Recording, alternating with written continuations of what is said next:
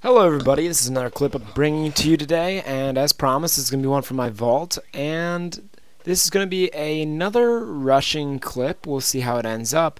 I am going to be a bit of a tryhard. This is from back when I was Prestige 10 before the patch, so I already had all the submachine guns gold, so don't judge me for using the MP7. I know it's played out, I know yada yada, but you know what? It really is one of the best submachine guns, and it shoots straight, it doesn't require too many bullets for a kill, and it has 40 rounds, and you can't ask for more than that. So, I'm going to get shot right there pretty quickly by a sniper. I actually am a little perturbed by that. That doesn't bode well. I haven't watched this video in a very long time. So, I don't recall how I did on this video. But we're going to find out shortly, won't we? So, my tactic here is pretty much the same as the tactic in the last video. I'm using the same set of perks that I just mentioned in my previous upload. I'm going to be using the quick perks, which is how I'll refer to them, the specialist perks that give you faster reload, faster aim, and faster raise gun. And that's going to be sleight of hand, quick draw, steady aim. And I hardly ever hip fire. You might notice that. Every single time I'm shooting, it's pretty much always aiming down the scope. I experimented with hip firing a little bit, and even with steady aim, I am not a fan of hip firing. The only time you'll find me hip firing is when I'm using a shotgun, and it's because the effective range is so short, you might as well hip fire because it's easier to adjust. You got faster turnaround speed. I know a lot of people are fans of just turning your look sensitivity on higher, but mine doesn't go much higher, so I can't really do that for a quicker turnaround. Now, this is a really common tactic what I'm doing here.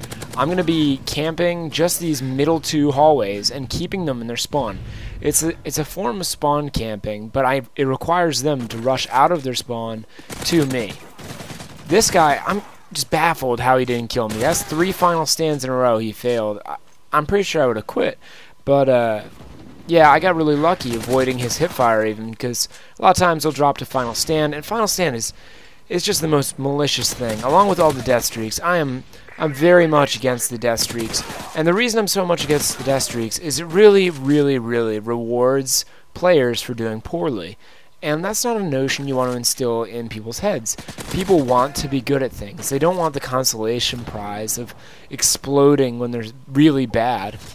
Not only that, but it's just flat out unfair. Final stand is an automatic drop shot in a really unrealistic sense. Can you actually aim a sniper rifle in one hand while laying down on your back across the map? I would like to think that no human being on Earth is that strong, but apparently you can do that in this game. Then again, there are a lot of inconsistencies. Wow, I didn't realize I got the MOAB that fast. I am less than 3 minutes into the game, and there is a MOAB coming down. I'm actually well under 3 minutes. That's probably about 150 seconds into the game I called that MOAB in, just staying right on the middle of the map, drawing them to me. And for the rest of the game, just gonna, I guess, try and rush around and pick off the stragglers. So, I always appreciate it when people don't quit out of these games when they're getting MOAB'd. And the reason for that is I do not quit out of games. I do not quit out if I'm doing poorly. I don't quit out if all of my team quits out. I will not quit out of a game. It's just not something you'll catch me doing. And for that reason, my kill death really truly accurately reflects how well I play. Because I will play against any caliber of player, and I will not leave. And I will stay in that lobby, even if it's a full clan. And I'll just get grounded into the ground sometimes. And if that's what has to happen, then that's what has to happen. Because I cannot stand people. They get in one bad run. You know, maybe they die like 3 times. Suddenly they just quit out. They quit the game. Or worse yet, they dashboard. Dashboarding is cowardice at its best. People that dashboard are erasing all their stats such that they will never see them reflected in their kill death. And what does that do? That makes your kill death inaccurately reflect a higher streak than you actually have. And is that going to do you a service? Is that going to make you feel good at night? I don't know. Maybe that's up to you, but I couldn't live with myself if I knew that my kill death, even if it was like a 7, people were just impressed with something I couldn't do, and that would make me a fraud, wouldn't it? So I only have a 3.4, and I'm really pleased with that.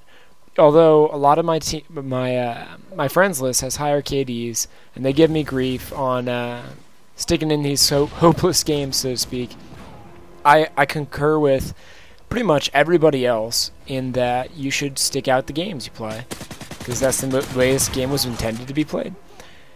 Alright, that was a little bit of a long rant. I apologize for that, and we're going to get right back to the game. They are laying on the ground in ghillie suits in the back, so I take it to mean that they've embraced the fact that this isn't going too well for them, and that's 100% the right thing to do.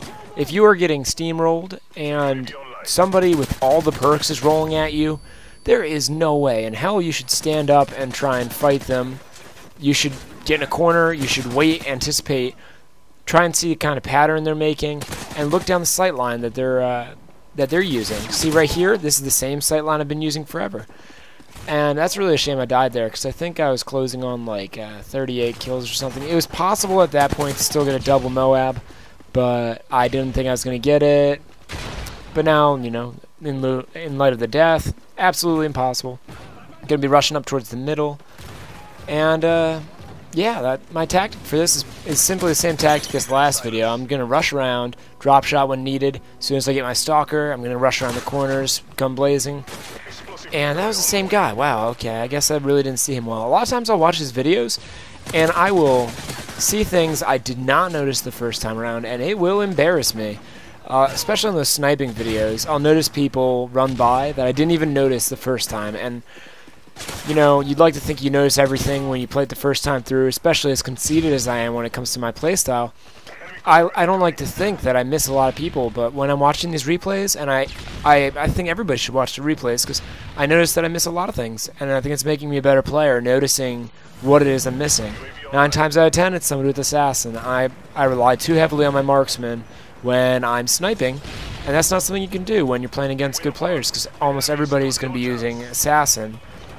And this is going to bring me to the end of the video. I'm actually really proud of this video. This video ended on a good note. I had great teammates, they're friends of mine, and they were pulling in kills, and I still managed to get, I can't really read that, but tons. Thanks for watching. Please thumbs up and subscribe to my videos.